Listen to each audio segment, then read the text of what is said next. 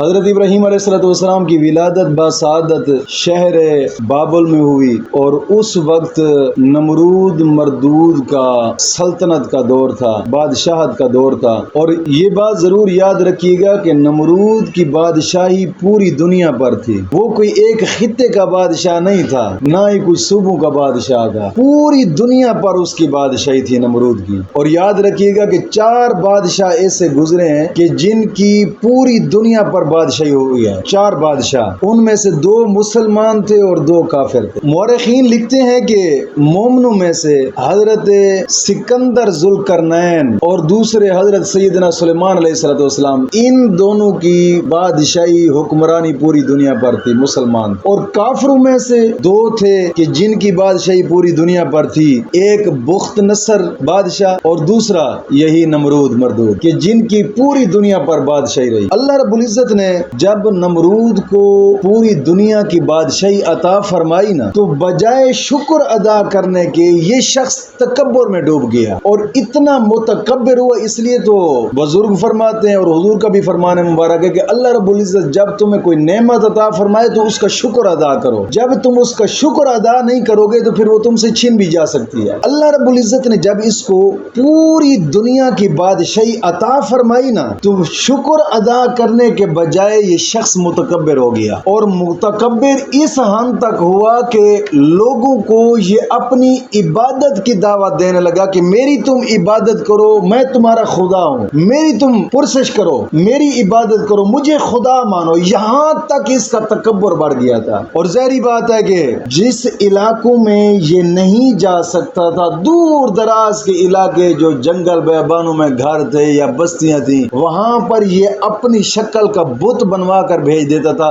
کہ روزانہ اس بت کی تم نے پوجا کرنی ہے۔ اس حد تک یہ بگڑ گیا تھا۔ جب پوری دنیا پہ لوگ نمرود کو خدا سمجھ کر اس کی عبادت کرنے لگے، تو پھر اللہ رب العزت کی غیرت جوش میں آئی۔ پھر اللہ رب العزت نے توحید کی تبلیغ کے لیے اپنے خاص بندے کو بھیجنے کا انتظام فرمایا، تاکہ میرا خاص بندہ جائے اس دنیا پہ جو اندھیر نگری ہے، توحید الہی کی دعوت کرے اور باطل پرستی بت پرستی کا قلع کم کرے۔ اور نمرود نے پھر ایک خواب دیکھا۔ خواب کیا دیکھا کہ ایک ستارہ طلوع ہوا ہے، اس ستارے کی روشنی اتنی تھی کہ سورج سے بھی بڑھ گئی، سورج کی روشنی بھی اس ستارے کے آگے ماند نظر آنے لگی، یا عام لفظوں میں سمجھو کہ اس ستارے کی اتنی روشنی تھی کہ سورج بھی ڈوب گیا اس کی روشنی میں، سورج بھی نظر نہ آنے لگا۔ جیسے اس نے یہ خواب دیکھا نا، تو کانپتا ہوا جا گئی اور اٹھ پڑا۔ کان جو تھے ان کو بلایا تاکہ مجھے خواب کی تعبیر بتائیں۔ جب اس نے کانوں کو بلایا تو وہ آئے، اس نے اپنا خواب بیان کیا، میں نے ایسے خواب دیکھا ہے،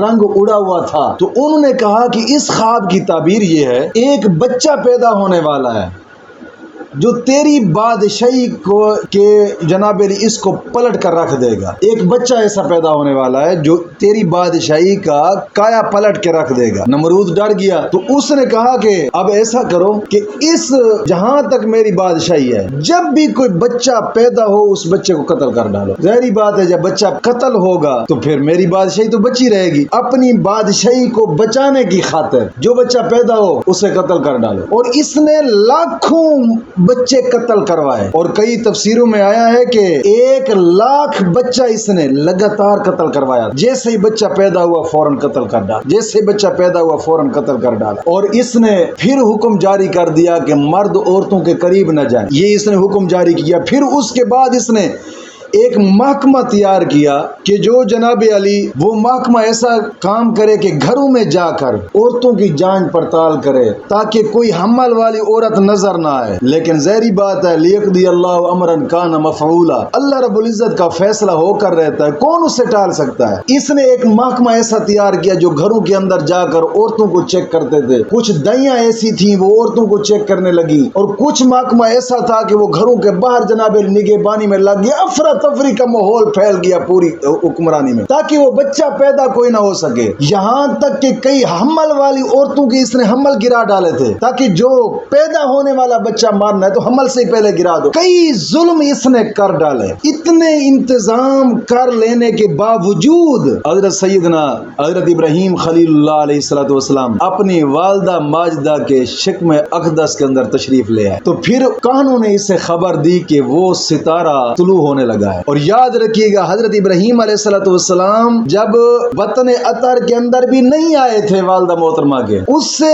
कई अरसा पहले इसने ये ख्वाब देखा था, तो कई बच्चे कत्ल करवा डाले। जैसे ही आप अपनी वालदा माजिदा के वतन अतर में तशरीफ ले आए ना, तो कानों ने इससे बताया कि वो सितारा तुलू होने लगा है। तो इसने फिर क्या किया, हुक्म दे दिया अपनी पुलिस को, अपने महकमे को कि अब जो भी हमल है सब हमलों को गिरा दे। निया निया हमल होने वाला हो औरतों को उनके हमल भी गिरा दे। बच्चे तो बजा रह गए, अब हमल गिराने पे लग गई पूरे जनाब अली, उसका महकमा और उसकी पुलिस और उसकी दहिया जो कुछ थे। और हजरत इब्राहिम खलीलुल्लाह अलैहिस्सलाम की वालदा माजिदा कम उम्र थी, छोटी उम्र थी उनकी, तो उनका हमल किसी से पहचाना ना गया, जाहिर ना हुआ। दहिया तक भी ना पहचान सकी कि इसको हमल है। देखते रह गए, कोई पहचान ना सका। जब जमाना है विलादत करीब आया ना, तो आपकी वालदा माजिदा उस तहखाने में चली गई जो तहखाना हजरत इब्राहिम अलैहिस्सलाम के वालिद माजिद ने अपने रकबे में बनाया था। एक तहखाना था, अपने रकबे में बनाया था। तो आपकी वालदा माजिदा जब जमाना विलादत करीब आया तो उस तहखाने में चली गई। वहां जाकर हजरत इब्राहिम खलीलुल्लाह अलैहिस्सलाम की विलादत बासादत हुई उस तहखाना के अंदर। और फिर जब आप पैदा हो गए, दुनिया पे तशरीफ ले आए, आपने उस तहखाना के अंदर ही हजरत इब्राहिम को रख दिया। आप घर आ गई, सुबह शाम जाती, उनको दूध देकर वापस आ जाती, उस तहखाने में जाती, उनको दूध देकर वापस आ जाती। और यहाँ नमरूद के लोग और उसके महकमे वो सितारा तलाश करने में लगे हुए। कई घरों के घर उन्होंने उजाड़ डाले। जैसे वक्त करीब आने लगा विलादत का, फिर विलादत हो गई, फिर तड़प उठे कि वो तो सितारा अब निकल आया है। नमरूद मजीद तड़पता था, वो आर्डर देता था अपने महकमों को, उन्होंने मजीद जुल्म करने शुरू कर दिए। यहाँ आपकी विलादत बासादत हो गई, सुबह शाम आपकी वालदा माजिदा जाती और दूध देकर वापस आ जाती आप। और फिर रोजाना ऐसा करती। एक दिन आप आई तो देखा तो आपका ये लाल अपनी उंगलियों को मुंह में डाले हुए और चूस रहा है। और आपने देखा तो एक उंगली से घी निकल रहा है, एक उंगली से शहद था, एक उंगली से जनाबे अली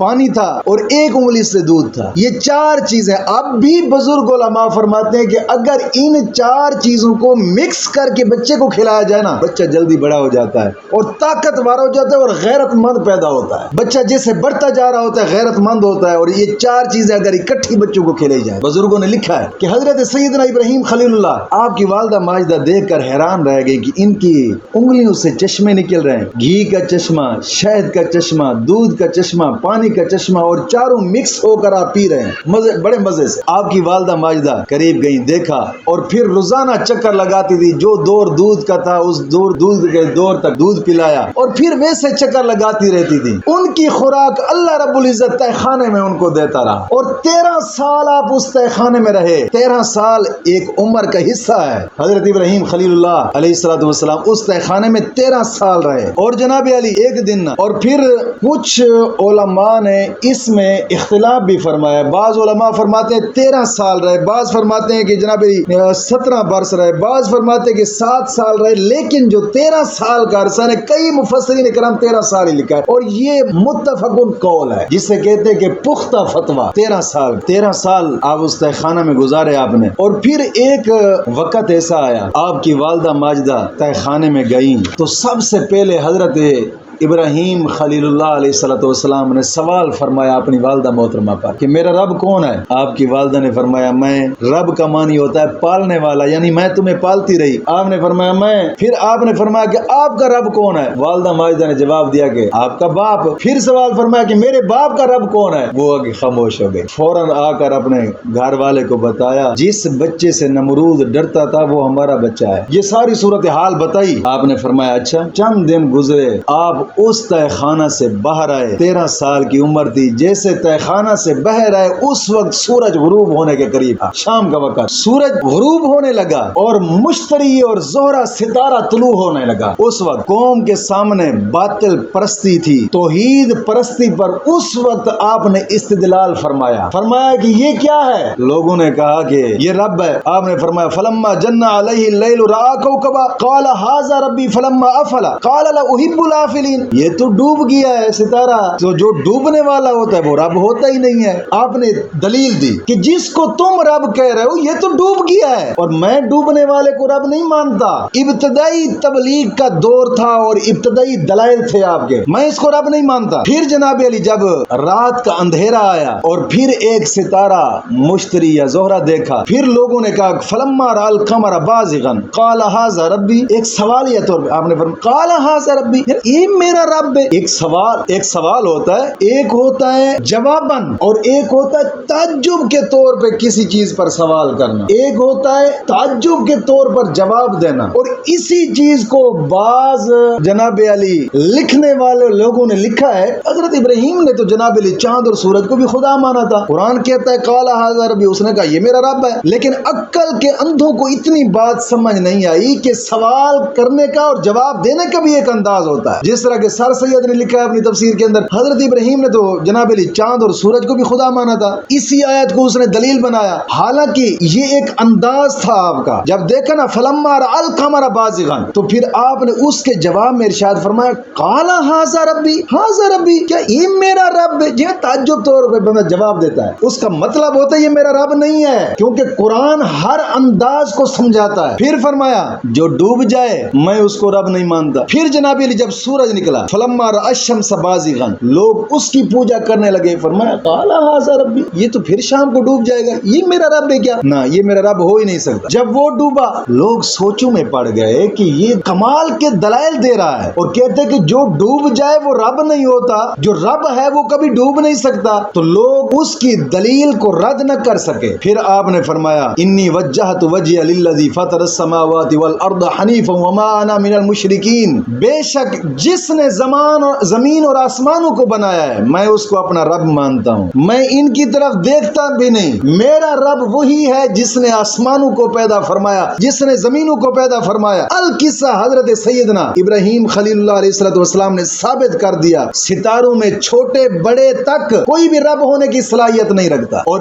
تمہارے دعوے محض باطل ہیں. اور قوم جس شرک کے اندر مبتلا ہے میں اس سے بیزاری کا اظہار کرتا ہوں. اب پورے روئے زمین پہ ایک ہی آدمی ہے دین والا, روئے زمین پہ اس کے مخالف ہے, بندہ ایک ہے رب کے دین کی تبلیغ کرنے والا. ان کو دلائل دے کر جناب ان کے رد کر دیا باطل پرستی کو. آپ کا نا ایک مفسرین کلام نے تفسیروں میں لکھا ہے کہ آپ کا ایک چچا تھا جس کا نام تھا آزر. آپ کا چچا تھا, وہ بت بنانے میں ایک فن رکھتا, اس کے بت بہت زیادہ مشہور تھے. جس بت کو وہ بناتا تھا تو اس کی جناب علی قیمت ہی آسمانوں پہ پہنچ جاتی تھی, یعنی اس کی بڑی مارکیٹ تھی جسے کہتے ہیں. وہ بت گری کا بڑا فن رکھتا تھا, بازار میں اس کے بت جاتے تو لوگ بڑی شوق سے اس کے بت خریدتے. ایک مرتبہ نا اس نے ایک بت دیا حضرت ابراہیم خلیل اللہ علیہ السلام کو کہ جا اس کو بیچ کر آ بازار میں. آپ نے اس بت کو اٹھایا, جیسے گلی میں گئے اس کے کوئی رسا تھا یا دھاگا تھا یا جیسے بھی کوئی طریقہ کار تھا اس کے گلے میں لٹکایا, گھسیٹا گلی میں, اور بازار میں پہنچے. لوگوں سے کہتے تھے کہ من یشتری ما لا یضر ولا ينفع, اے جڑا میں بت بیچنے کے لیے آیا ہوں یہ نہ کوئی نفع دیتا ہے نہ نقصان دیتا ہے, یہ نہ بول سکتا ہے نہ سن سکتا ہے, کسی نے خریدنا ہو تو خرید لے, یہ کسی کھاتے کا نہیں ہے. لوگ کہاں خریدتے. جب واپس آنے لگے تو راستے میں پانی چل رہا تھا, دریا تھا یا نہر تھی یا پانی کا کوئی تالاب کھڑا تھا. کئی مفسرین کرام نے اپنے کول لکھے اس پانی کے اندر اس کا منہ ڈوبا, پی پانی. لوگ دیکھنے لگے کہ عجیب ہے, بت کو کہتا ہے پانی ہے, پھر اس کو جناب علی اٹھا کر پانی کے اندر پھینک دیتے تھے, کچھ کر سکتا ہے تو میرا کر. لوگ دیکھنے لگے عجیب بات ہے. لوگوں نے اسے پوچھا کہ کہتے یہ تو کوئی فائدہ نفع نقصان, یہ تو اپنا بچہ وہ آپ ہی نہیں کر سکتا. پھر اس کے جناب علی گلے کے اندر رسا ڈالا اور گھسیٹا پیچھے, گھسیٹتے رہے اپنے گھر تک. جب گھر واپس آئے تو اپنے چچا سے کہا آزر سے, تمہارا بت تو کوئی خریدتا ہی نہیں ہے بازار میں, یہ تو بے رونق بازار, بارونق بازار ہے ہمارے رب کا, اس راستے پہ آ جاؤ. تو وہ بڑا حیران رہا. اس نے کہا تو نے میرے بت کی تعریف نہیں کی. اس نے میں نے تو سچ بتایا لوگوں کو کہ یہ کسی نفع نقصان کا مالک ہے, یہ نہ نفع دے سکتا ہے نہ نقصان دے سکتا, یہ کسی کھاتے کے نہیں, یہ اپنا بچاؤ آپ بھی نہیں کر سکتا، جس نے خریدنا ہے خریدے، میں نے تو کہہ دیا ہے، لوگوں نے نہیں خریدا، میں کیا کروں؟ آپ کے چچا کہنے لگے آپ نے اس کی تعریف کرنی تھی۔ آپ نے فرمایا میں اس کی کیسے تعریف کرتا، یہ تو کانوں سے سن ہی نہیں سکتا، یہ تو بول ہی نہیں سکتا، مجھے بتاتا جو میں نے بات کرنی تھی، مجھے بتاتا میں پھر بات کرتا۔ نہ تو یہ سن سکتا ہے، نہ یہ خود چل سکتا ہے، نہ یہ جناب علی باتیں کر سکتا ہے، نہ یہ دیکھ سکتا ہے، نہ کوئی نفع دے سکتا ہے، نہ کوئی نقصان دے سکتا ہے، میں کیسے اس کی بات ہے، یہ خود مجھے بتاتا تو پھر بات کرتا۔ آپ کے چچا نا خاموش۔ پھر آپ نے فرمایا یہ تو ایک مکھی تک بھی اپنے اوپر سے نہیں اڑا سکتا۔ آپ نے فرمایا یا ابت لم تعبد ما لا يسمع ولا يبصر ولا يغني عنك شيئا، اے چچا تو ایسے کو کیوں پوچھتا ہے؟ نہ یہ سنتا ہے، نہ ہی دیکھتا ہے، نہ یہ تجھ سے کسی مصیبت کو دفع کر سکتا ہے، چھوڑ ایسے کو۔ آپ نے دلیل تو بڑی پختہ دی، حاضر لاجواب ہو